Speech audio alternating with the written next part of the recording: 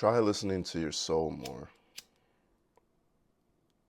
If you feel unsatisfied, anxious, depressed, stuck, lost, whatever it may be, I would suggest to try to listen to your soul. Actually sit down and listen.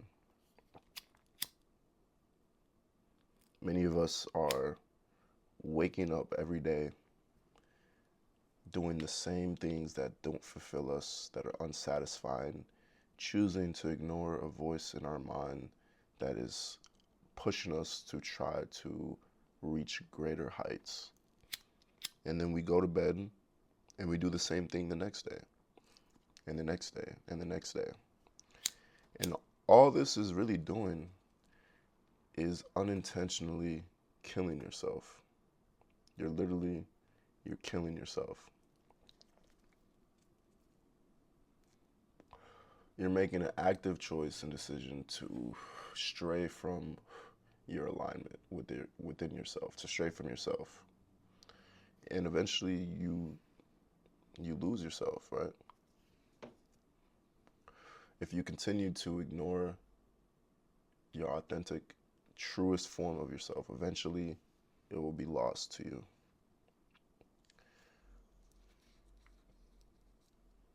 Now, why do we all have the same, well, not everyone has the voice in their head, but a lot of us have a voice in our heads that is pushing us to do better, that leaves us unsatisfied when we know we could do more work. But for some reason, we choose to ignore it with distractions. Um, we can talk ourselves out of listening to it with fear and doubt. But the soul is eternal, right? There's no running from it. The energy of your soul existed before you were here, and it will exist before you or after you're gone, right? The soul is an eternal thing. Yet we choose it, we allow impermanent things to dictate and steer our lives. Consumerism, materialistic things, relationships, outside forces that we can't control rather than the focusing on the internal, the eternal, right? Carl Jung once said, I've been reading a lot of Carl Jung. Well, actually, I've been slacking on reading him, but I was reading a lot of Carl Jung. And one of the quotes that really stuck out with me is that all outward happenings of my life should be accidental. Only which, only that is eternal, oh no, internal, has any sort of substance or value, right? What does this mean? He meant that he never really focused on the outward happenings of his life, and he simply focused on his internal, how he felt about himself, listening to his soul, right? And then from there, anything that anything that happened outwardly was only a result of him doing internal work, right? So the soul is eternal, and we allow impermanent things to dictate our lives instead of our internal, eternal source, right?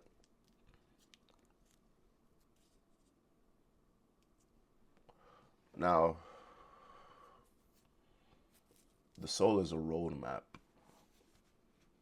When you let things flow from within you and you let them flow out, you will see what you need to do in life.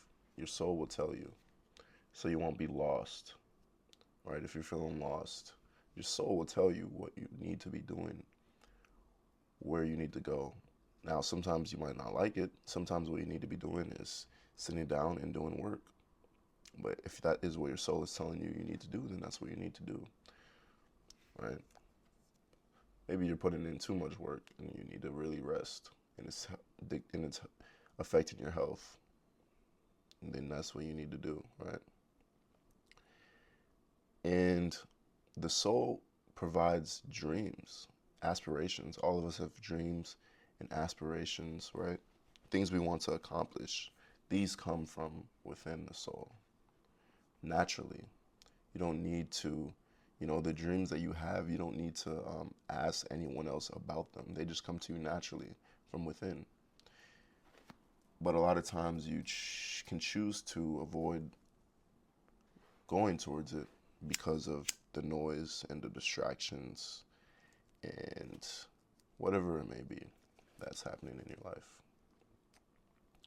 But I think the key to life, why you look at others and it may seem like, how does this individual just flow? How does he or she, how do they seem to just get everything right? How do they just seem to, say that they want to do something and then they just start it right away. They just do it because they let things flow from within. They don't worry about the outward happenings of life. The eternal, I keep saying eternal, the internal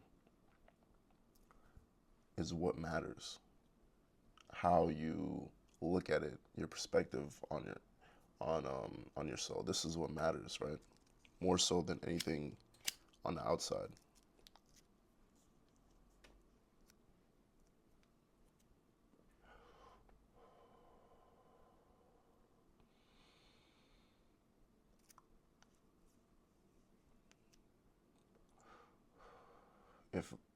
If it were so easy though, then everyone would do it, right? We're programmed to shut out the noise of our soul. We're going through very intense spiritual warfare right now. Everyone, right? There are forces beyond us that are trying to disconnect us from our higher selves, from our soul, from listening to our deeper voices, right? There's so many distractions. There's so many things happening that want to grab our attention. Hey, look over here. Don't worry about what's going on inside you. Look over here. We can't listen to those. We can't succumb to those. We have to look at what's internal. We have to get a hold of our lives.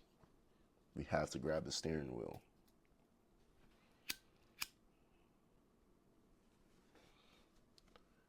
The only reason why you haven't done it now is because you're scared. Listening to your soul is scary, right? If you are your true authentic self and you attempt to listen to your soul and you face consequences, you face backlash, you face discrimination, anything, it's scary because you're being true to yourself and others don't like it. But that's fine.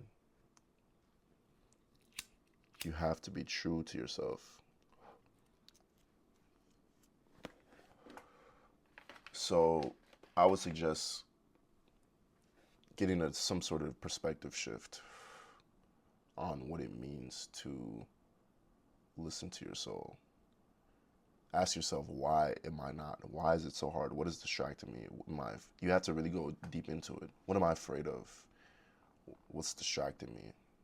What am I doing?